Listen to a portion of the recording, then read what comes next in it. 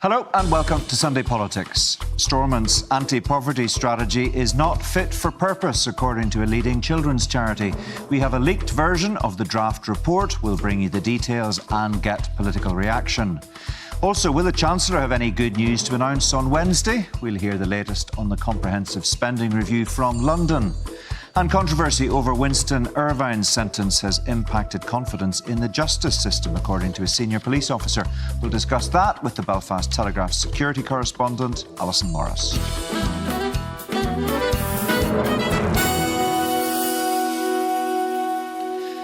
Gordon Lyons has hailed his draft anti-poverty strategy as a significant moment, taking credit as the first local minister to deliver a cross-departmental strategy with accompanying action plan.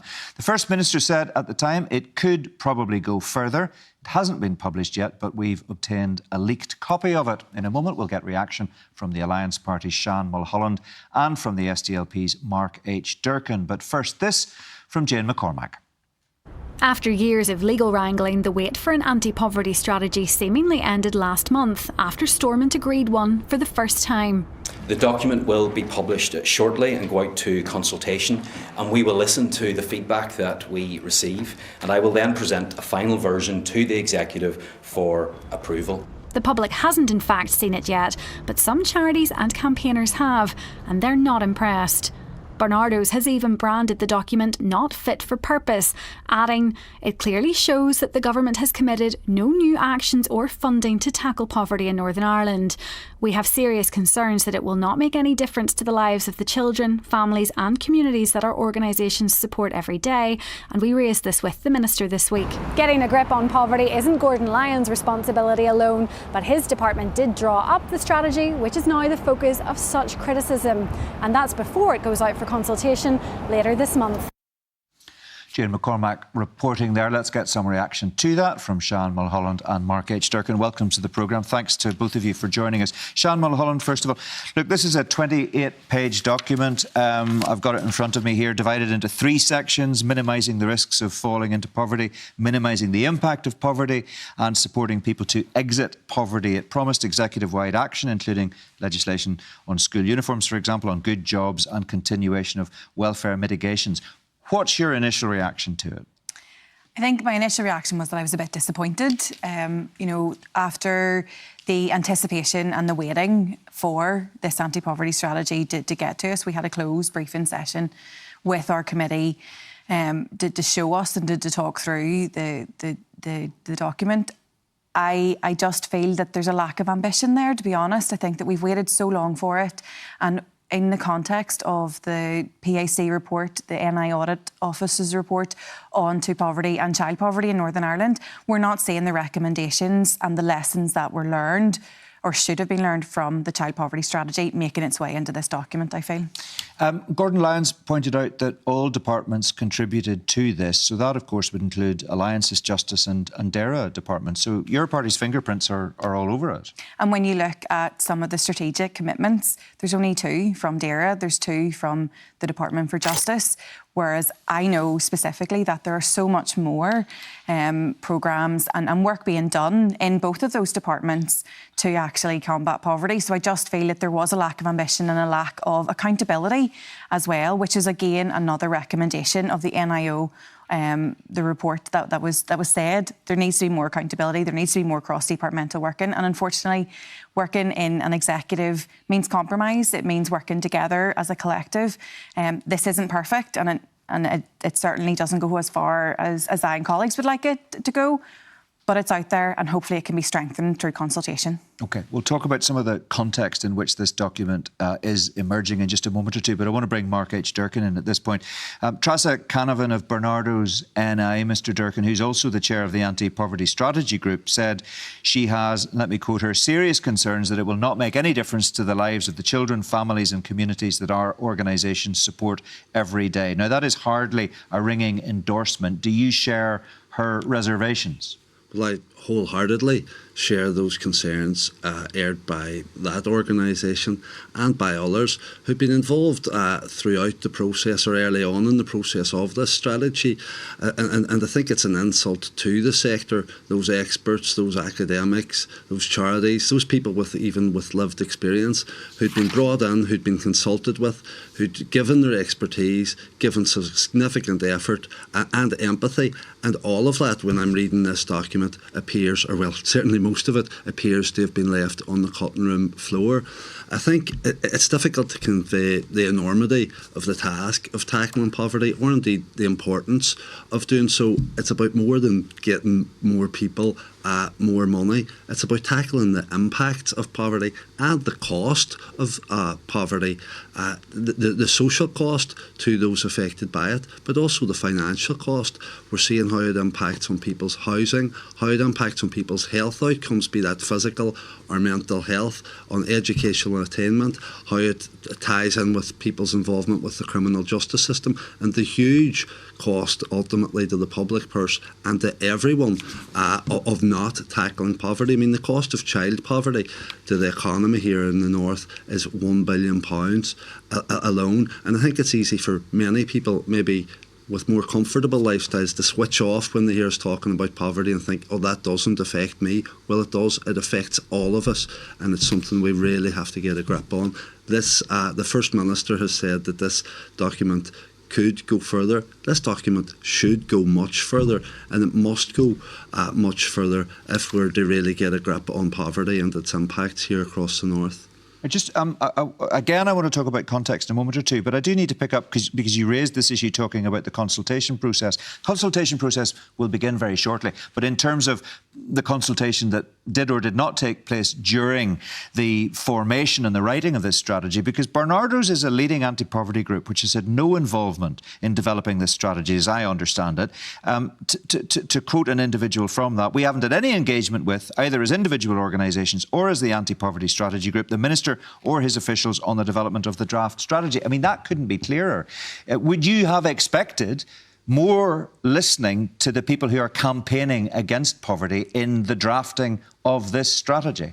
Well, at an earlier stage, and I mean, this has been dragged out so long, and ultimately had to be this strategy might have had to be dragged out by the courts that, don't forget, found that the executive was in breach of its duty to have published an anti-poverty strategy. But a previous minister had brought the sector in, many representatives from many charities, academics, and, like I said, even people with lived experience in what was supposed to be a co-design process. The current minister, is my understanding, kind of moved away from that process. So what you might get now is a strategy with these people's or organisations' photos on the inside cover, but none of their fingerprints on the document or its contents, what's in it, and I suppose more worryingly, what's not.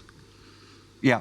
Worth making the point, of course, that the SDLP is in opposition at the moment, but for many years your party was sitting around that executive table, and during all of those years there was a failure on the part of the executive, which had SDLP representation on it, to produce a draft strategy. So, you know, you could have helped put this strategy together in the past, and your party failed just as other parties failed for many years to do so. Well, we are in opposition, and we are constructive opposition, and I think it's right to critique anything that the executive comes out with. We don't have to look too far or too hard to criticise this particular document. In terms of our own record while in the executive, we'll stand over that.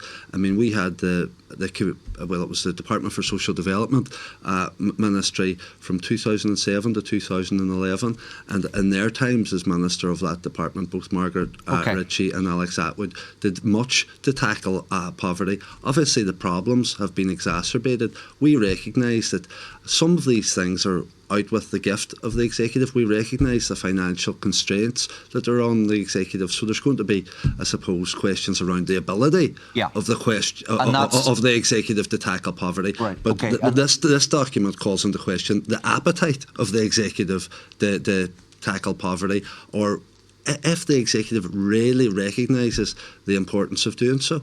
OK. Sean Mulholland, your party is in the executive. Mark Durkan's saying he doesn't see the appetite for this issue being tackled.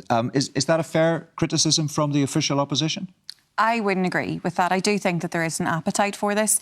It's just the level with which this document will go to satiate that appetite.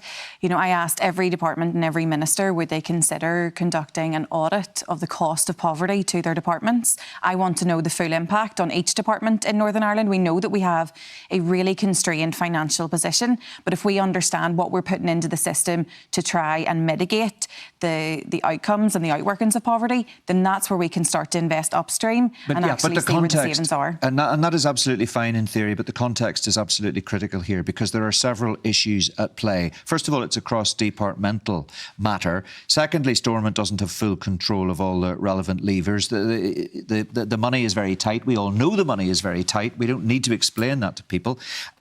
Ministers are not able to do what they would like to do and, for example, build more social homes. And we heard from the Communities Minister last week about what he'd like to do and about what he's able to do. So that context is absolutely critical.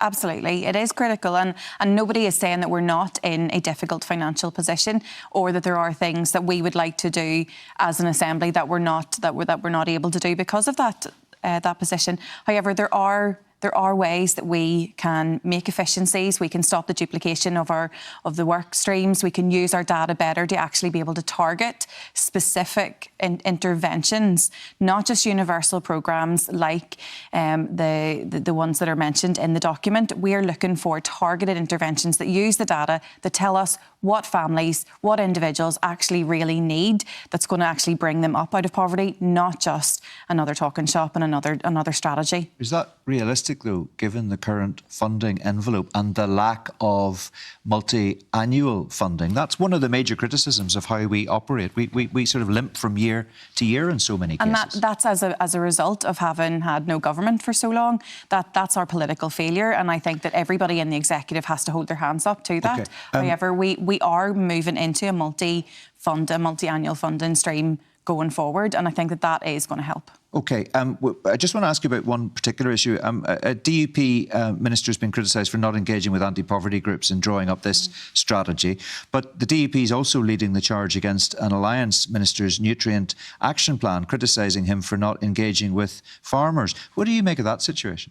I do find it slightly hypocritical, and I think that given that I was contacted by numerous anti-poverty and children's charities back when Gordon Lyons decided to meet with the LCC instead of taking up their offer, then I think that you have a situation where a minister isn't engaging with the community that needs to be represented with, and this anti-poverty strategy has to have people with lived experience at the heart of it.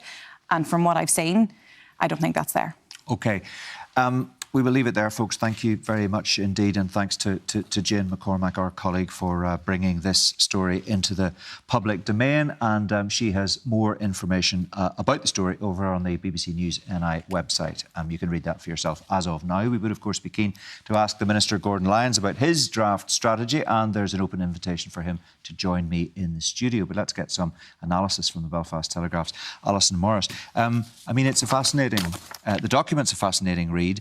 The political debate around it is also fascinating. What do you make of what you've just heard today? I mean, I think strategies are really important, and they have to know what government plans are for the years going forward. But the lack of engagement is a real problem, because we have an issue here which is quite unique, because we are post-conflict of complete generational poverty. Families who, you know, will go through where you will have grandparents, parents and children all living under the poverty line. And to tackle that, I think, is a real issue. We're getting into the heart of what those young people need. So the only way you break that cycle of poverty is through education, is through lifting those young people up. And yet we have thousands of children who haven't returned to school full-time after COVID. That isn't being tackled. And I think that a lot of the children's and youth workers who I speak to, they live on a funding cycle where they don't know whether they're going to have a job from one year to the next. And if you're really going to tackle that kind of generational poverty, you really need to try and lift those young people who live in those conditions up. When we heard that the strategy had been agreed at the executive, Gordon Lyons, the minister, was at pains to point out he's the first minister to deliver an anti-poverty strategy. Is any strategy not better than no strategy? Well, I do, because it can be built on at first start. You know, you can have a strategy that may not be perfect and it may be lacking, and that can be built on as time goes on and you realise where the gaps in it are. The problem is, obviously, as we've already said, there isn't a lot of money, there isn't any extra money for this. But again, there's money that is being squandered in other places that could be directed to really tackle this. And I think, you know, I find it depressing when I go out and speak to some families and you have people who have been living on benefits below the poverty line for generations, and there's no ambition or nobody coming in to just help them pull them out of it and lift them out of that. And they're the charities who are working at that coalface, the people who work in the food banks, the people who work with those young people. They should have been, I think, part of that consultation group to bring this strategy together. OK, but the consultation now starts, so the Minister may well say there's an opportunity for people to engage in the process from now on, and their views will obviously be taken seriously. And that's what needs to happen, because they're the people working on the ground. And I know the politicians, you know, I think there is an ambition to try and deal with this, but you need to speak to the people who are on the ground. OK. Thanks very much indeed, Alison, for that. Let's turn to the economy next. And the Chancellor, Rachel Reeves, is due to announce her comprehensive spending review on Wednesday. The papers today suggest the Chancellor will invest billions in capital and defence spending. Let's get the very latest on what we can expect from Gerry Scott, Assistant Political Editor of The Times, who joins me now. Welcome to the programme, Gerry, and thanks very much indeed for joining us. What are you expecting to hear? There's lots of speculation in the papers today, but what are you expecting the main issues to be come Wednesday? Yeah, look, I mean, what Rachel Reeves is going to try and do this week is really set out a vision for what this Labour government is doing, because one of the big criticisms that she and Sir Keir Starmer have faced so far is that actually having promised change, voters don't really know what that change looks like yet. So, you know, you are right to suggest that there will be a big kind of focus on defence, but we're also expecting big winners to be the health service. That is where we're going to see a lot of investment, but also in education as well. And we also know that there are still holdouts with people like Yvette Cooper, the Home Secretary, and Angela Rayner, the Deputy Prime Minister, who aren't quite happy with their settlements yet and have basically been told to expect some cuts. The headline in your paper today is Magic Money Tree Sprouts Again, and there's reference to major defence spending in Belfast and capital investments across the UK. So it's been quite widely leaked, but as is always the case, let me suggest the devil will be in the detail. It's always the way, right? So there'll be a lot of pitch rolling, as we've seen over the last few weeks, about where money will go, but we know that those arguments are still going on. And you had quite a kind of stark warning from Peter Kyle, the Technology Secretary, on the broadcast rounds this morning, saying, for example, that the police need to do their bit, suggesting that the government is doing their bit and those delivering on the ground need to do their bit. And that, to me, reading between the lines, is you know, them saying that actually in these areas that are still asking for more money, policing, councils, things like that, are going to have to tighten their belts. And that is a tough pill to swallow when you are a government who's come in and promised change on things that people see on the ground. So it's going to be really tricky. Rachel Reeves will try and present this as a big investment package, and look, there will be a lot of capital investment, but actually the problem will be that there will still be fights over things like policing, over welfare cuts that we know are coming down the road that backbenchers are very angry about. And I imagine the headlines that we'll see the day after won't be focusing on kind of the capital investment, more on the places that have seen the cuts. Yeah, and the financial envelope, as we know all too well, is pretty tight. There have to be savings. So one of the things that's being talked about is the fact that the NHS will save millions by doing more of its work digitally, and it won't be sending out, I suppose, tens of millions potentially of letters. So there'll be a huge postage saving. I mean, that's... in the overall spending, that's a relatively small amount of money, but nonetheless significant. If there are other examples of that too, you can see maybe how there's a little bit of light at the end of the tunnel, the government might say. There is, and so another area that's been suggested is HMRC, letters to do with people's tax and things like that. And there's a lot of focus on the use of AI, for example, in the public sector. They think that they can save quite significant sums, or if not money, definitely time, civil servants' time, by introducing AI across kind of Whitehall and across those government departments. But the problem will be that, again, this isn't something that kind of appears overnight. You're not going to suddenly have loads of money in your pocket to spend the day after the spending review. All of these things take time, and the question will be, how patient are voters going to be? Yeah, the other thing I suppose that we need to bear in mind is that this is a government which hasn't, its critics would say, been particularly sure-footed on a number of issues. And one of the first things that it did when it got into office almost a year ago was to move on winter fuel payments. And even though the government says it hasn't performed a U-turn on that, it looks very much like it has. Who knows what it might trip itself up over come Wednesday, some people might say. Yeah, that's right. And what I expect this week is that we will get some more information on those winter fuel changes, but not necessarily how it's going to be paid for. And that's really, really tricky. But let's see what comes out. There's a lot of unhappiness on the Labour backbenches in terms of some of the decisions that have been made. Those cuts to disability benefits have gone down awfully, and there'll be a vote upcoming on those where you could see up to 170 Labour MPs rebel. Like, it's not a happy place at the moment, and the message will be, stick with us and things will get better. But I just said that the patience of voters matters, but actually the patience of Labour MPs matters too, in terms of how tricky it is for the government to bring through the bills and do what it wants to do. So it's really, really hard. And we're only a year into this government. They would say that that's positive because there are a number of years ahead of them to fix these things. But it is quite unusual for things to be quite so fractious this early on. OK, just finally, and very briefly, if you would, potentially career-defining for the Chancellor, Rachel Reeves. If she gets it right, that's good news. If she gets it wrong, she could be in trouble. That's right, but actually her position has been guaranteed until the end of the Parliament by Keir Starmer, in quite a rare move. So it's not kind of on the table that she would be reshuffled out. But you're right, this will be legacy building for her. OK, Jerry, good to talk to you as ever. Thanks very much indeed for joining us. Now, let's just turn finally to the case of the high-profile loyalist Winky Irvine, who's serving a 2.5-year sentence after admitting a range of firearm and ammunition offences. There's been controversy over the length of the sentence handed down to him. Earlier this week, there were reports he had been expelled from the UVF, and the Deputy Chief Constable said the controversy is damaging confidence in the justice system. Well, Alison has been covering the twists and turns of the story for the Belfast Telegraph, and she's with me now. As far as that story is concerned, let's start. There's several elements to this, aren't there? Well, let's talk about the sentence Irvine received, first of all. It's the PPS, we know, is now deciding whether or not to appeal that sentence. When you have a Deputy Chief Constable publicly stating that this is damaging public confidence in justice, what does that say about how that aspect of this case is playing out, do you think? Well, it shows how much this damaged confidence in police. And not only did the Deputy Chief Constable, Bobby Singleton, had to say it had damaged confidence in police, and he also had to say he didn't provide Winky Irvine with a reference, because he was actually called during a no-bill application when it was confirmed that there had been phone contact between the loyalist himself, albeit both sides had missed their calls, and the inference in that was that Winky Irvine was somehow trying to contact the police about these weapons, although he's never presented that in his defence. That in itself would damage confidence in policing. And the PPS doubling down on the fact that he wasn't prosecuted under the terror provisions, despite the fact it's as clear, as the nose on your face that this was a terrorist operation. The PSNI also, at that policing board meeting, Assistant Chief Constable Davy Beck said, we arrested Winky Irvine under the terror legislation. What happened after that, basically, was for the prosecution service and the judiciary. But I sat through that case, and the judge could only prosecute him on the evidence that was placed before him.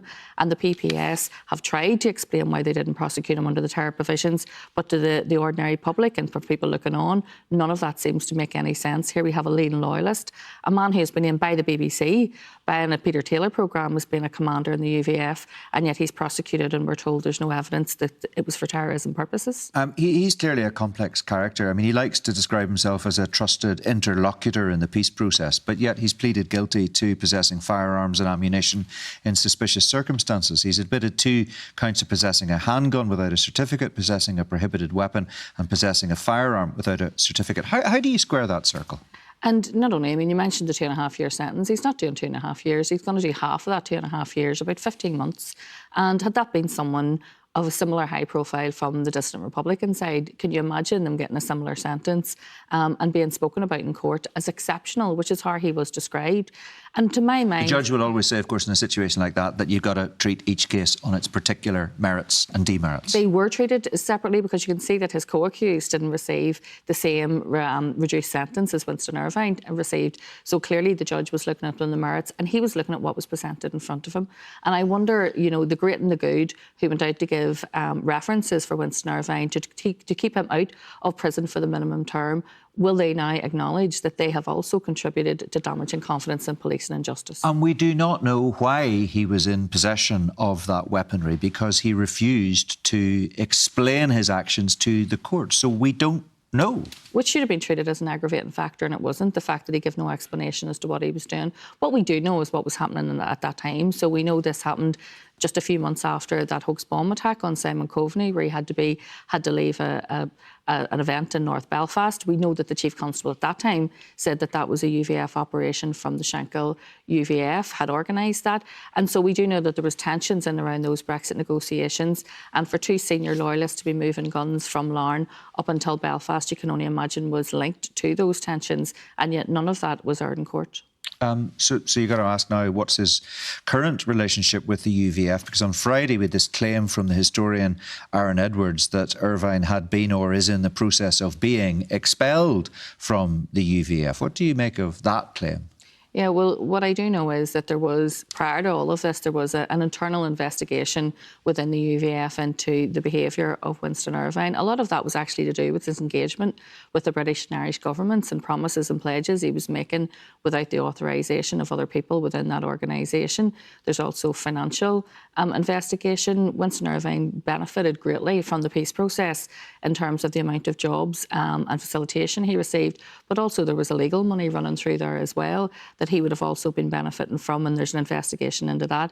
It is my understanding that his relationship with the UVF has now come to an end. He is on the loyalist wing of the prison, of Maghaberry Prison, in with there's around 13 loyalist prisoners there at this time. Will he be removed off there? Well, that's a matter for the Secretary of State, and if they deem that he is now at danger within that loyalist wing, you will see him having to be removed and placed in a different part of Maghaberry.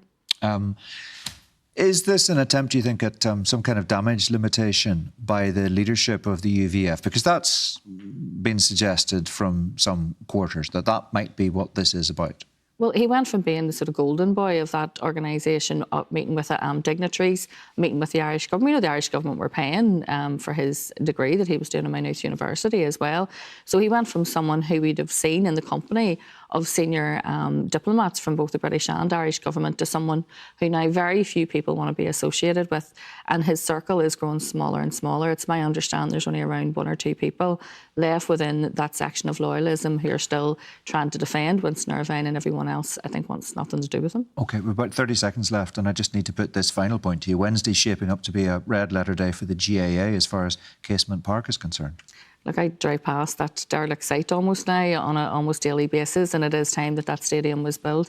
It's not just for the GAA, also for Sinn Féin, who have made pledges and promises that they will deliver Casement within their mandate, within the First Minister's mandate, and she's made that pledge herself. So I think all eyes are going to be on that to see what develops. So what the Chancellor says or doesn't say will have a bearing on a lot of people on this side of the Irish Sea. Always a pleasure, Alison. Thanks very much indeed for coming in to join us. That's all we've got time for today. If you want to catch up on this programme or any of our political output, just go to bbc.co.uk/newsni or the BBC News app and scroll down where you will find all of our political programmes and podcasts in the one place. For now, though, from all of us, thanks for watching. Bye-bye.